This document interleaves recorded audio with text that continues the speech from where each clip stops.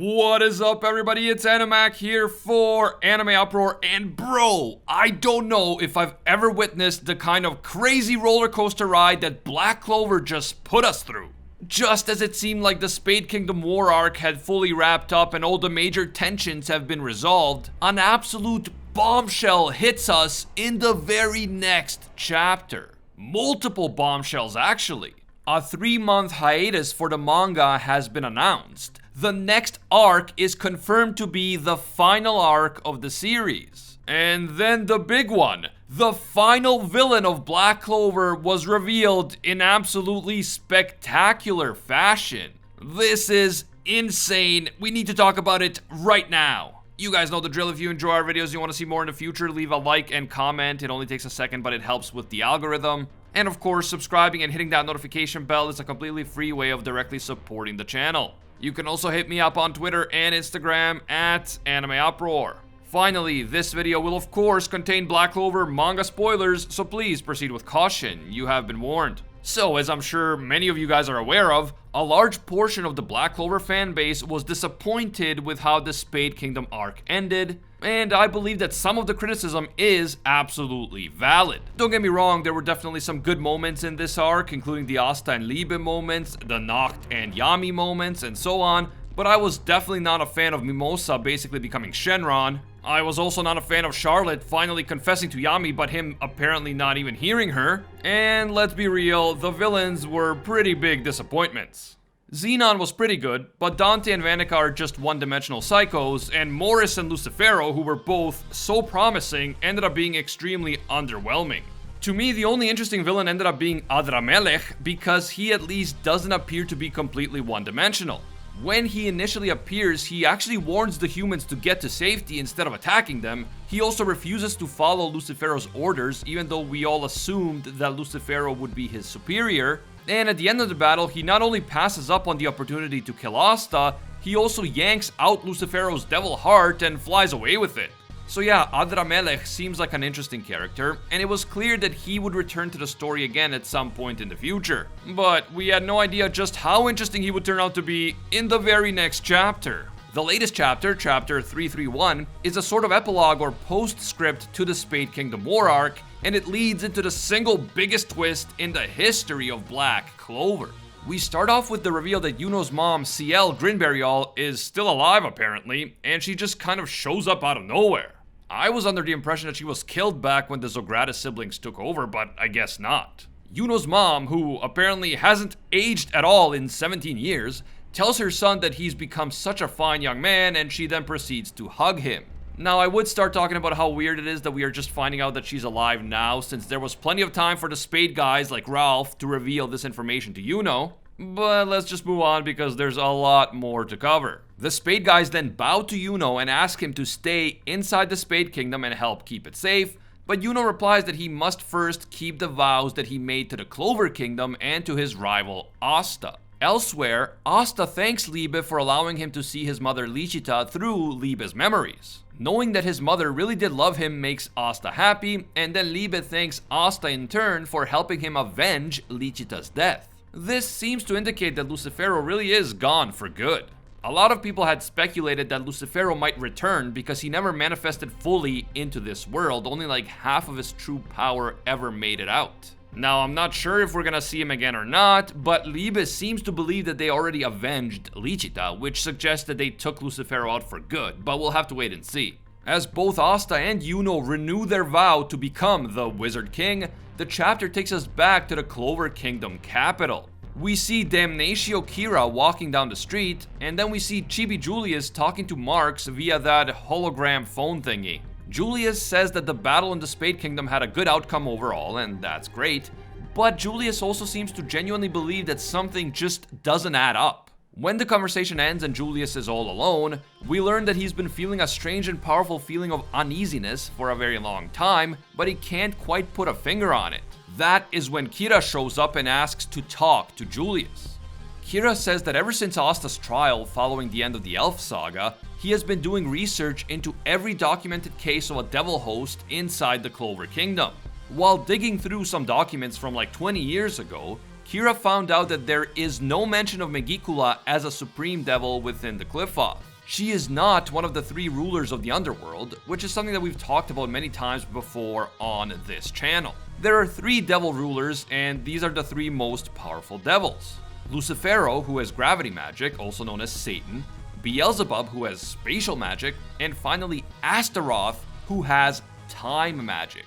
Kira believes that MIND𝔽 may have taken Astaroth's place after he vanished from the underworld. And yes, I always found it strange that the 3 Zogratis siblings were hosts to 2 of the rulers of the underworld, and yet Vanika's devil clearly had curse warding magic, not time magic. So this meant that the time magic devil had to be with someone else. When we learned that there was a 4th Zogratis sibling, that's when we all assumed that he must be the host of the time devil. Kira then brings up something else that is very odd.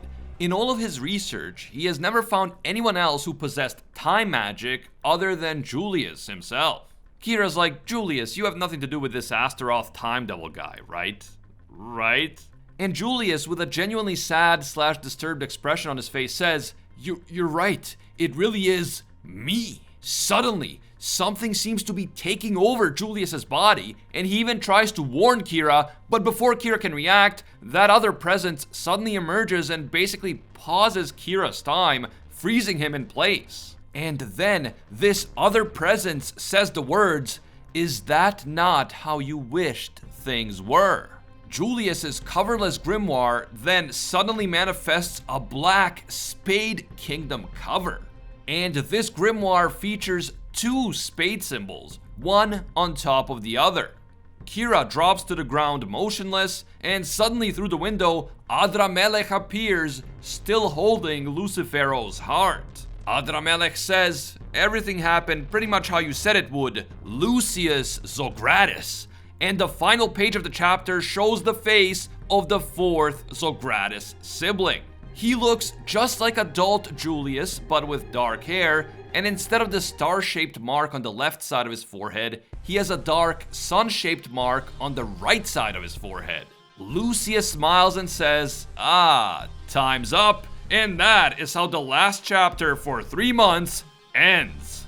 Damn, bro, this was intense. I don't know what to say, I literally got goosebumps reading this reveal.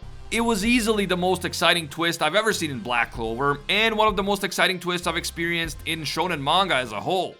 That said, how all of this turns out will depend on how the final arc explains everything and handles everything, but right now I think there is a lot of potential for this series to go out with a bang. Now about this crazy twist. I know quite a few people were predicting this exact thing, and one person that comes to mind is Broku, who has been a guest on the channel before and who made a video about this like many months ago. The clues were definitely there. There was of course the time magic connection, and there was also the fact that Julius seemed to possess a 2nd type of magic which allowed him to transform his body. This implied that time magic might actually come from a devil, but it was never confirmed. Personally, I admit that I didn't think this would happen just because Julius has gone out of his way to be a good guy many times. He appeared to be a genuine hero through and through, so I didn't think that all of this could just be an act. But depending on what exactly is going on here, there could be an explanation for this. The way I see it, there are 2 major possible scenarios. First scenario, Julius was evil all along and he was just playing the part of a noble and heroic wizard king. Second scenario, Julius has some sort of split personality, kind of like William and Potri. Lucius is a dark presence inside of him that is able to take over his body against his will, and Julius may not even be fully aware of what is going on, just like William wasn't.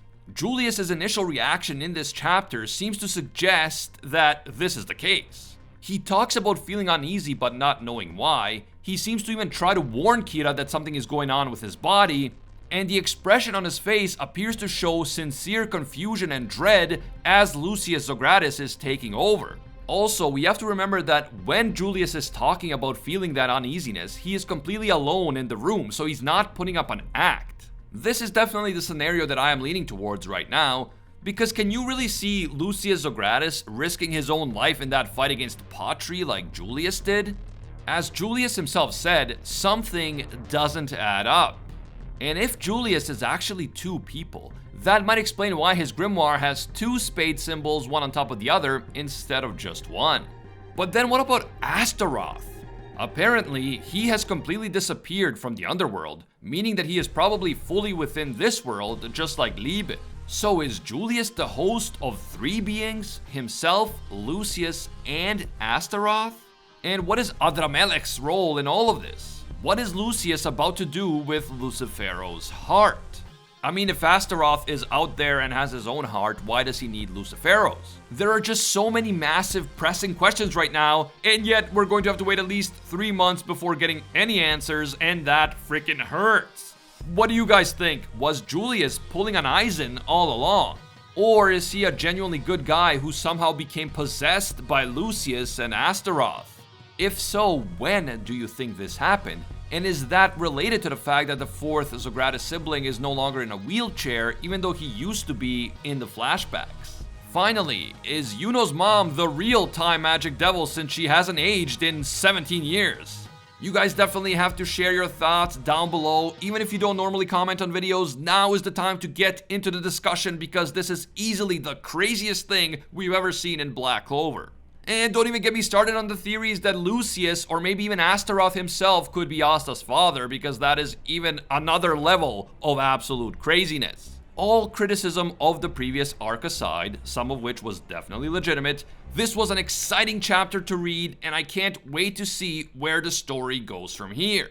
If you guys enjoyed this video and you want to see more in the future, leave that like and comment. It only takes a second, but it really helps me out. And if you're new to the channel or you watch our videos but you just haven't gotten around to subscribing yet, remember that subscribing is a completely free and direct way of supporting the channel.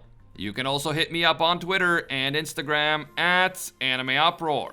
I want to give a big thank you to all of our ℂ𝕂𝔼 patrons for making videos like this one possible. Special thank you to Kyle Salisbury. He is an absolute mad lad and a disciple of Lord Tweego himself. And I can't forget all of our The One tier patrons, the ones who stand above all other clans, including Alpha Sigma, Pate Heffa, the Red-Haired Fox, Hinokami and Water, the Toasted Chi, Corey McGowan, the Fallen Chosen, Spidey Leftonel, Tungsten Tarkus, and Baked Buddhist. Finally, thank you also to our Pro Hero tier patrons, including the one and only Gilgamesh, Angel Cruz, Alicia Octor, Bonnie Parks, Fatboy Games, Kaido Might Be a Duck, Jessica Rabbit, Olivania, and Mando. If you guys enjoy our videos and you feel that they provide value for you, consider supporting us on Patreon. Even a single $1 will give you access to our patron-exclusive Discord, and your name will appear in our videos along with these amazing people. As always, thank you guys so much for watching, and until next time, see ya, Space Cowboys!